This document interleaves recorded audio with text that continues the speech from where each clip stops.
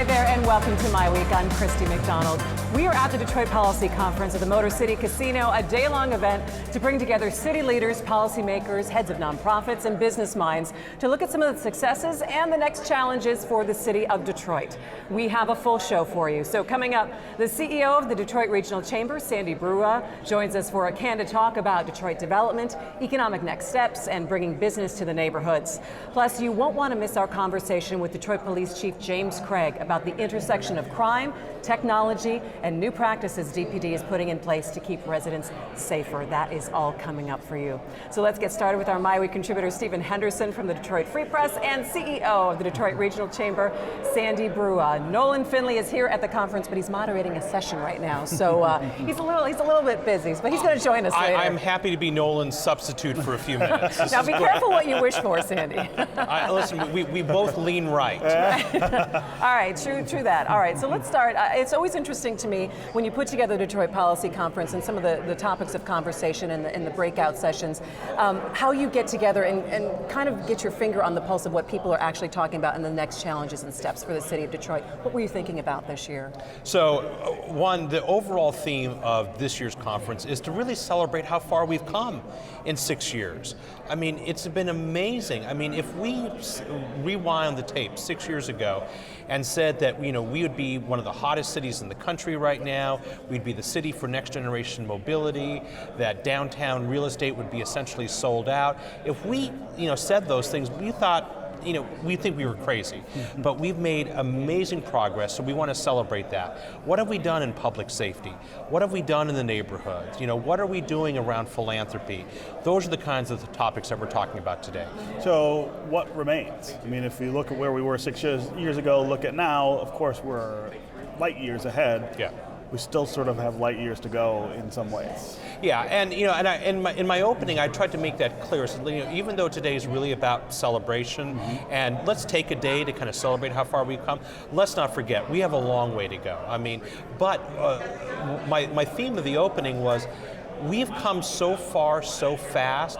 That should give us confidence that despite the daunting challenges we have, we can overcome them because look at what we've overcome so far. So what are the things that you think we need to be looking at more closely to get further ahead? Well, there's several things. I mean, obviously, you guys talk so much about the state of Detroit public education, right? That's probably the number one challenge that we face as a society, as a city. Secondly, development in our neighborhoods. It is fabulous what's happening in downtown and midtown and Corktown, but that's little comfort to someone who's in a still struggling neighborhood.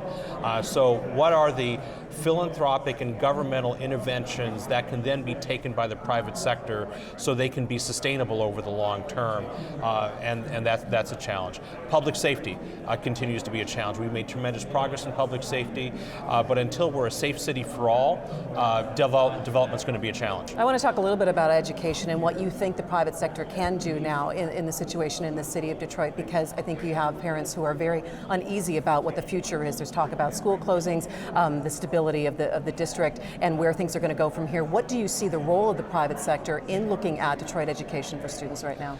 So the private sector, I think, has done a phenomenal job trying to engage how they can, understanding that these are people who are running businesses, they're not education experts. So what have they done?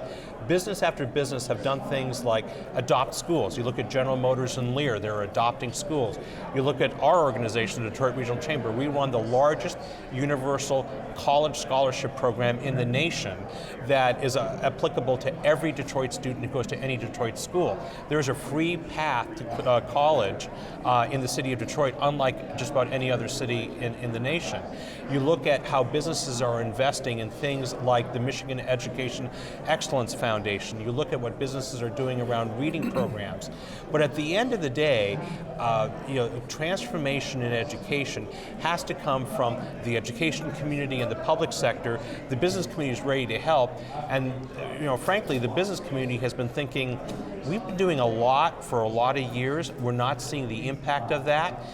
So we need a fundamental kind of Hail Mary transformational change in education if we want this city to succeed long term. And that education doesn't just have to do with children in the city. It also has to do with adults in terms of retraining, marrying the job opportunities with the right skill sets for Detroiters. That's one of the big challenges we have left too. Yeah, when you look at the job opportunities that are coming to Michigan, that are coming to Detroit, they're fabulous job opportunities. We have almost 90,000 open jobs in the state of Michigan right now, but we still have a lot of people who are unemployed. And why is that? It's because of the skill gap. And so the folks that don't have the skills that they need to compete in the 21st century global marketplace, we need to figure out strategies that are effective in getting them skilled up. And that is a daunting challenge. I want to talk a little bit about, you talk about businesses and coming downtown and a lot of the resurgence that is happening here, but you do talk about we've got to make sure that we're seeing some successes in the neighborhood as well. What do you say in terms of what we need to do in getting smaller businesses maybe out into the neighborhoods, better opportunity, and is there capital available for these entrepreneurs to be able to start businesses in some of these neighborhoods where you don't have a lot of the same density that you do downtown? Yeah. So the capital is slowly becoming available. Programs like Motor City Match, which is run by the city and supported by foundations, they're giving away, I think it's $500,000 every quarter to small businesses that are supported through the New Economy Initiative to support small businesses. There are other business programs like that are supporting small business startups, but it takes more than money. First of all, it takes a market. You need to have enough density to have enough customers to sustain that business, regardless how they get financed. And it also takes business skills. Do you know how to run a business? Do you know how to put together a business plan? Do you know how to create customers? Do you know how to keep your customers happy? All of those skills are needed in order for businesses to thrive. Last question for you.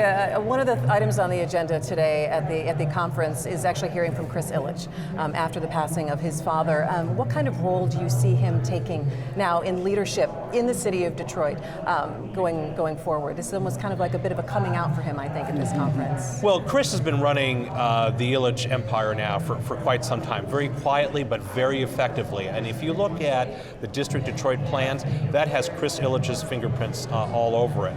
We actually have Paul W. Smith coming in to do a tribute to Mr. Ilitch, who obviously just left us recently. But Chris is going to be talking about the District of Detroit and the local partners, the community partners that he's using and working with to develop these 5 neighborhoods that's going to be part of the District of Detroit. And I think this is going to be very interesting to see how that all transpires in the next year or so. Sandy Baruah, it's always good to have you with us. Thanks for joining us.